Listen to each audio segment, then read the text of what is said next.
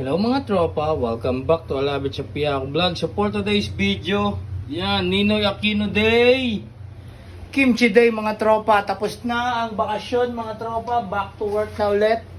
Back sa pagtitinda na ulit ng kimchi mga tropa. Magpo-post na lang ako kailan tayo ulit may takoyaki mga tropa.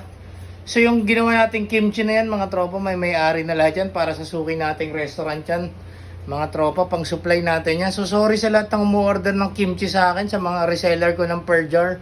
Hindi ko kayo mabibigyan kasi baka hindi nyo kayanin mga tropa yung ano natin, yung reseller price. Ayoko naman magtaas mga tropa. Sobrang taas kasi lahat ng gulay ngayon. Pechay Bagyo, carrots, onion leeks.